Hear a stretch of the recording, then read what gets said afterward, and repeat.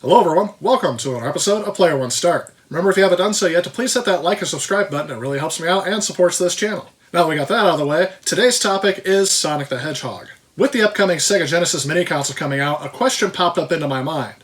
Haven't they already released a mini console? So yeah, I wasn't wrong, there was an officially licensed product by Sega, even though it wasn't produced by them. So my question is, why would I buy this again?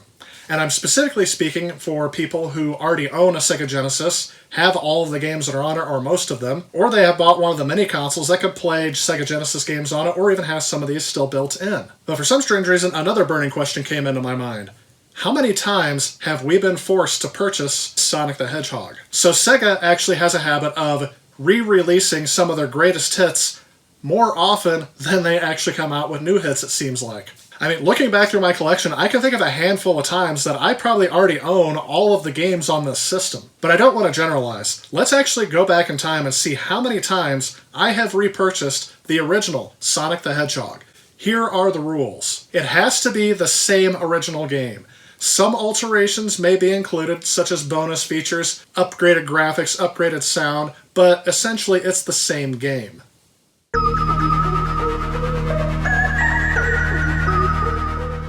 Coming up later this year, Sega's actually going to release their first console since the Sega Dreamcast, and I think the community from hardcore fans to modern gamers are really looking forward to seeing this device come out. Now, this isn't the first mini console that's come out on the Sega Genesis. In fact, the AtGames version even played original game cartridges, along with having a bunch of games built in. Of course, one of them had to be Sonic the Hedgehog. I actually didn't get that console because I already have one that can play cartridge games, and I'd already purchased the Radica Sega Genesis at a thrift shop, which also includes the first Sonic the Hedgehog, although it does not play cartridge games. To see a product with the official Sega Genesis seal of quality again is something that actually is very exciting. And I don't know if a lot of you noticed this, but have you noticed that the date is 9/19 of 19? It seems like Sega really likes having round numbers on their launch dates, as seen almost 20 years ago with the release of the Sega Dreamcast. However, unlike their earlier consoles, they're actually not early to the party on this one. Both major video game companies, Nintendo and PlayStation, have pushed out their own mini consoles as well, and those were met with varying degrees of success. And even though you can buy a copy of most of those games, even on their more modern consoles, it seemed that many people were still willing to spend the money on this seemingly collectible item, even though it contains a lot of games they can already play. Sega is a little bit of an outlier though, because they actually didn't have any hardware to push their own native titles out on, instead relying on the hardware of things like the Nintendo Switch, the PlayStation 4, and the Xbox One. In fact, our next re-release was just last year. In 2018, Sega released the Sega Genesis Classics Collection, which included Sonic 1 as well as Sonic 2. But in 2018, this wasn't the only way that you can get these games. You can also get it through the Sega Ages Collection, which has been slowly being released since September of 2018, launching with Sonic 1 and Thunder Force 4. In 2017, Sega launched its Forever service for iOS and Android. Again, Sonic 1 was available at launch, with Sonic 2 following later that year, and eventually had Sonic CD and Sonic the Hedgehog 4 Episode 2. In 2016, there was a 3DS collection known as the Sega 3D Classics Collection. This was a compilation of all the Sega titles that had been re-released for download for the 3DS with a special 3D makeover. Also around that time, Sonic the Hedgehog made his debut on the Amazon Fire TV Stick as well as Apple TV. I don't own an Amazon Fire TV Stick, however I do own an Apple TV, and this was one of the first things I downloaded once I got that device.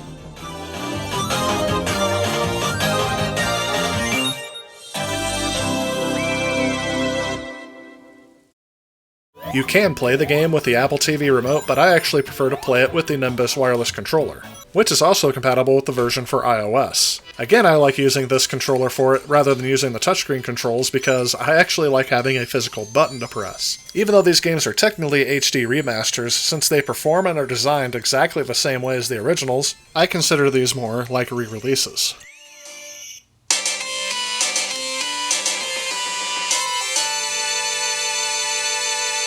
In March of 2010, there was a Sonic Classic Collection released for the Nintendo DS. And in February of the previous year, there was the Sonic's Ultimate Genesis Collection for PS3 and Xbox 360, which included all of the core Sonic games, including Sonic 1. I had already purchased and downloaded a digital copy of Sonic the Hedgehog 1, so I didn't get this game initially. However, I did end up getting this game at a GameStop on clearance not too long ago. So here we're not even 10 years back, and this is all of the times I have already repurchased Sonic the Hedgehog. So even though the Wii did not get a copy of Sonic's Ultimate Genesis Collection, you could download all of these titles from Wii Virtual Console, available in the Wii Shop. Yes, that Wii Shop.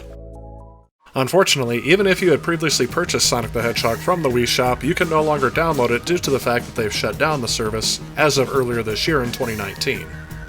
Also around that same time was the Sega Genesis Collection that was dropped for the PSP and the PlayStation 2. That year, the original Sonic the Hedgehog also got a release on the Game Boy Advance. This is not to be confused with the Sonic Advance series, which was a completely separate series of games and not remakes of the first 3 Sonic games. To my knowledge, this is actually the first time Sonic was available in his original form on a portable console. In 2005, there was the Sonic Gems Collection, which strangely enough didn't include any of the core games, but it had the first console re-release of Sonic CD, and it included most, if not all, of the Game Gear games, as well as Sonic the Fighters Arcade, which was never previously released to any console. Another game worthy of note was the Sonic the Hedgehog N, released for the Nokia N-Gage. This game was a reimagining of the first Sonic the Hedgehog, but actually plays very differently due to the console's design.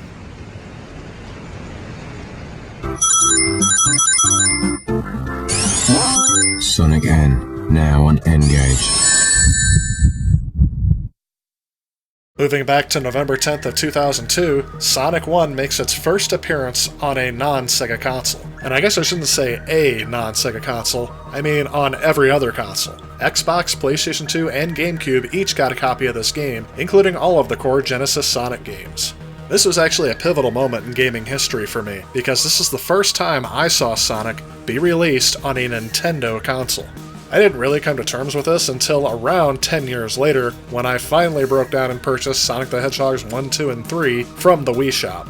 Strangely, I didn't see any problem with buying Sonic the Hedgehog for the PlayStation 2, and I say that's kind of strange because the PlayStation 2 was kind of the final death nail in the coffin of Sega. So you would think that the end of the Sega Dreamcast's life is the earliest we can go back to get a re-release of the original Sonic the Hedgehog. But you would be wrong. One of the last first-party titles for the Sega Dreamcast was a Sega Smash Pack Volume 1 disc, in which Sonic the Hedgehog 1 was the only Sonic game included on that pack. I assume that the plan was, if the Sega Dreamcast was still out, they would have a Volume 2, which would have more Sonic games, possibly 2, and then another one with 3 and Knuckles, and so on. Going back even further, the Sega Dreamcast isn't even the first time that Sega had re-released the first Sonic the Hedgehog.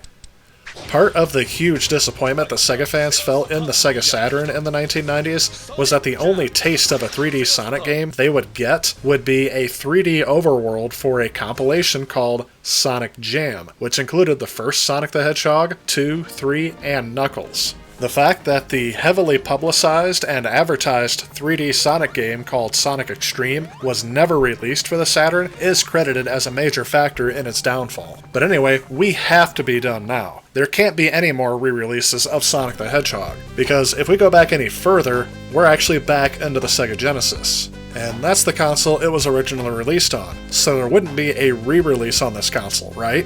Well, again, you'd be wrong. About a month after the release of Sonic Jam for the Sega Saturn, Sega would release a Sonic Classics 3-in-1 re-release including Sonic 1, Sonic 2, and, for some reason, Mean Bean Machine. To me, that is crazy that they re-released Sonic on the same console. But we are still not done. This was actually the second re-release of Sonic the Hedgehog on the Genesis. The first re-release of Sonic the Hedgehog that I can find is the 6-pack that was released for the Sega Genesis. This combination cartridge featured the first 6 big hits that Sega had on their console.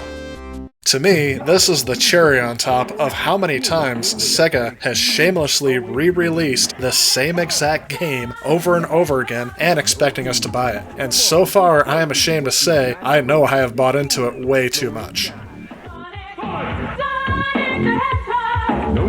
Wild game, dude. So we've gone back quite a bit, and we've seen several re-releases of the first Sonic game, but how many of them have I purchased? Well, let's take a bird's eye view once again and see exactly how many times this game was re-released. So far, I have purchased the original Sonic the Hedgehog 17 different times. And if I end up purchasing the Sega Genesis mini console, I would have purchased it 18 times. And this is just one of the many Sonic games that have been re-released. Perhaps the fact that I have purchased this game so many times really shows the kind of impact this game has made on me as a gamer. On the other hand, it could just show how much of a sucker I am on things that are collectible, perhaps showing a bit of the Pokemon philosophy of having to catch them all. But now that I am aware of this, I've actually found myself being a bit more conscious of rebuying games that I've already got. And as it seems that Sega is almost more interested in re-releasing classic titles than developing new ones, this might not bode well for Sega here in the near future unless they come up with something different other than releasing a Sonic the Hedgehog movie. So all that said, seeing how many times I've repurchased the same Sonic the Hedgehog game, will I be getting the Sega Genesis mini console? If I do, it will not be because of Sonic the Hedgehog. It seems like Sega has done a really good job to flush out the game list to include games that you just can't get on any other collection. And to tell you the truth, this is kind of like a greatest hits record for me. You know, Sonic the Hedgehog is an expected hit that you have to have on there. But the games that I'm actually more interested in are the games that haven't been re-released on these other compilations. Castlevania and Contra are two of those games. They're actually rare and hard to find, but since this console was announced, I've actually found both and at reasonable prices. So I'll say this, I don't think I'm going to worry about getting one of these consoles right away. And because now I'm focused on buying games I don't already own or haven't played before, I think I'm going to steer away from this one at least for a little while. So anyway, that's my story for this episode. But before I leave you, I do have one more question. Am I alone out there? Have you guys thought of a time where you've bought a game and it felt like that you have bought that same game over and over again? You know, any collectors out there, have you mistakenly purchased the same game twice or multiple times not realizing you already had it? Or has it been just a slow over time as it came out for each new console? You're like, oh yeah, I'd love to get this game for that console. So let me know what your guys' experiences in the comments below. I'd really like to see what you guys have to say about this. Also, if you guys are wondering where I got this awesome remix of Gangster's Paradise from the Sonic the Hedgehog movie trailer, made in the style as if it was on the Sega Genesis, this song is by Yuzoboy. If you're a fan of this style of music, I definitely recommend his channel. I'll leave a link in the description below. That's it, guys. That's about going to wrap it up for this video. Remember, if you like what you see, please hit that like and subscribe button, share with a friend. You can reach out to me on social media. Again, I want to thank you guys so much for watching, and stay tuned because I have more content coming. I'll see you guys next time. If you like this video and you'd like to help out with future projects on this channel, please consider supporting me on Patreon. Also, if you enjoy the content of this channel, please remember to click on this subscribe button. Again, I want to thank you guys so much for watching. If you'd like to see some of the content I've already done, feel free to click on some of the suggestions that are popping up on your screen. Otherwise, I'll see you next time.